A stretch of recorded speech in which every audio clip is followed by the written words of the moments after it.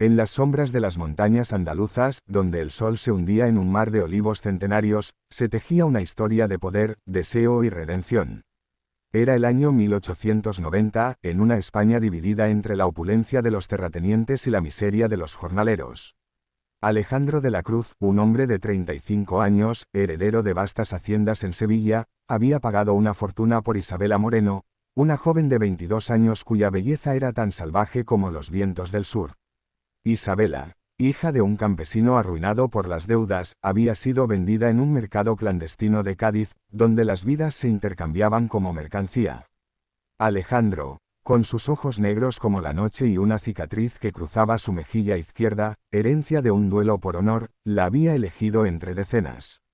«Serás mía», le había dicho con voz ronca, mientras firmaba el contrato que la convertía en su esclava. No era amor lo que lo impulsaba, sino una obsesión por perpetuar su linaje. Su esposa anterior, muerta en el parto de un hijo que no sobrevivió, lo había dejado vacío.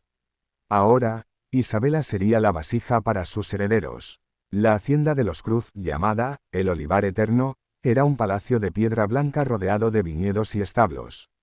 Cuando Isabela llegó, encadenada en un carruaje polvoriento, el aire olía a jazmín y a tierra húmeda.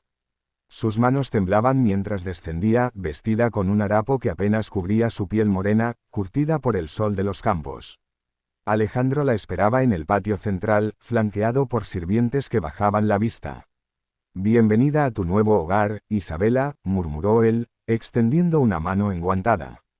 Ella no la tomó, en cambio, escupió a sus pies.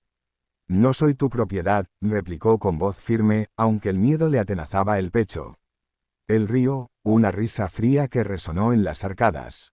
«Pagaste caro por mí, pero no comprarás mi alma». Los primeros días fueron un infierno de silencio y obediencia forzada. Isabela fue instalada en una habitación contigua a la de Alejandro, con barrotes en las ventanas y una puerta que solo él podía abrir. Cada mañana, él entraba con el desayuno, pan fresco, aceitunas y vino dulce. «Come, necesitas fuerza para lo que vendrá», le decía, sus ojos devorándola. Por las noches, la poseía con una pasión brutal, susurrando promesas de hijos que llevarían su nombre. Isabela resistía en silencio, mordiéndose los labios hasta sangrar, recordando a su familia, su madre enferma, sus hermanos pequeños que ahora comerían gracias al dinero de su venta. «Hasta que me dé muchos hijos», repetía él como un mantra, mientras su cuerpo se fundía con el de ella en la oscuridad. Pero el corazón humano es un laberinto impredecible. Una tarde, mientras Isabela caminaba por los jardines bajo vigilancia, encontró un rosal silvestre. Sus espinas le recordaron su propia vida, hermosa pero punzante. Alejandro, observándola desde el balcón, sintió un pinchazo desconocido. Era lástima, o algo más profundo. Esa noche, en lugar de tomarla con fuerza, se sentó a su lado en la cama. «Háblame de ti», pidió inesperadamente.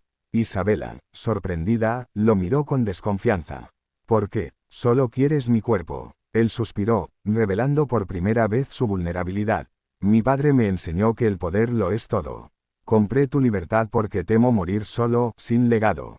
Pero tal vez haya pagado caro por algo más que un vientre». Poco a poco, las conversaciones se volvieron habituales. Isabela le contó de su infancia en un pueblo olvidado, de cómo bailaba flamenco bajo la luna llena, de sus sueños de libertad. Alejandro, a su vez, compartió sus pesadillas, la muerte de su madre en la pobreza, el ascenso cruel de su padre, la soledad de una vida rodeada de riqueza pero vacía de afecto. «Te compré para llenar ese vacío», admitió una noche, mientras le cepillaba el cabello negro como el ébano. Isabela, con lágrimas en los ojos, tocó su cicatriz. El precio fue alto para ambos. En ese momento, algo cambió. Sus encuentros ya no eran de dominio, sino de mutua entrega. El deseo se transformó en ternura, y el odio en un amor incipiente, frágil como una flor en invierno. Meses después, Isabela descubrió que estaba embarazada. El anuncio llenó la hacienda de una alegría tensa. Alejandro, eufórico, liberó sus cadenas y le regaló joyas de esmeraldas que brillaban como sus ojos verdes. «Serás la madre de mis hijos, pero también mi compañera», prometió. Sin embargo, el pasado acechaba. Rumores de revueltas campesinas llegaban desde los pueblos cercanos, los jornaleros, hartos de explotación, planeaban alzamientos. Isabela, con su vientre creciente, anhelaba la libertad verdadera. No quiero que nuestros hijos nazcan en una jaula, le dijo a Alejandro una noche de tormenta. Él, atormentado, la abrazó. Te liberaré, pero quédate por elección, no por obligación. El nacimiento de su primer hijo, Mateo, fue un milagro envuelto en dolor. En la habitación iluminada por velas, Isabela gritó mientras Alejandro sostenía su mano, susurrando palabras de aliento. Mateo llegó al mundo con un llanto vigoroso, ojos negros como los de su padre y la piel morena de su madre. Alejandro, al verlo, lloró por primera vez en años. Es perfecto, murmuró, besando la frente de Isabela. Pero la felicidad fue efímera. Días después, un mensajero trajo noticias, el padre de Isabela había muerto, y sus hermanos estaban en peligro por deudas pendientes.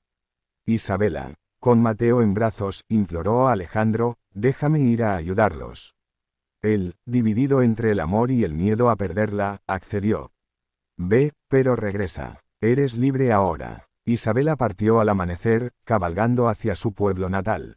Allí, encontró miseria, su madre postrada, sus hermanos desnutridos. Con el dinero que Alejandro le dio, pagó las deudas y compró una pequeña finca. Pero en su corazón, echaba de menos la hacienda, las noches con Alejandro, la promesa de más hijos. Semanas después, regresó voluntariamente. No por el precio que pagaste, sino por el amor que me diste, le dijo al verlo en el patio.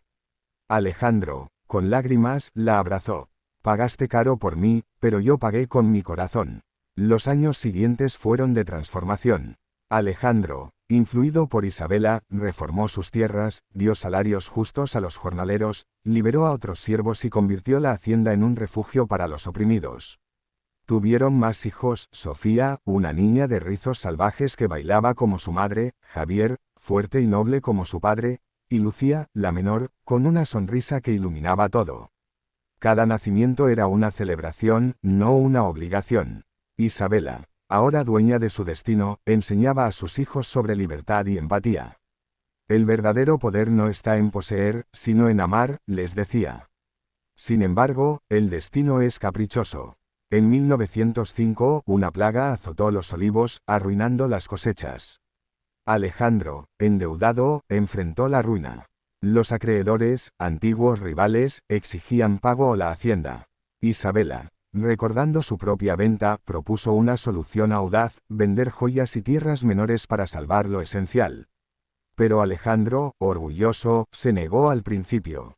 No quiero que pagues caro por mis errores, dijo. Ella, con firmeza, replicó, pagamos caro por nuestra vida juntos y lo haré de nuevo.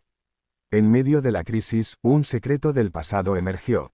Alejandro descubrió que su padre había sido quien arruinó al de Isabela, orquestando la deuda que la llevó a la esclavitud. Devastado, se confrontó con su herencia. Soy el monstruo que creé, sollozó ante ella. Isabela, con Mateo, ahora un niño de 10 años, a su lado, lo perdonó. El pasado nos unió en dolor, pero el futuro nos une en amor. Juntos, enfrentaron a los acreedores en una asamblea en Sevilla. Isabela, con voz poderosa, relató su historia, de esclava a esposa, de víctima a heroína. Los presentes, conmovidos, extendieron plazos y ofrecieron ayuda. La hacienda sobrevivió, más fuerte.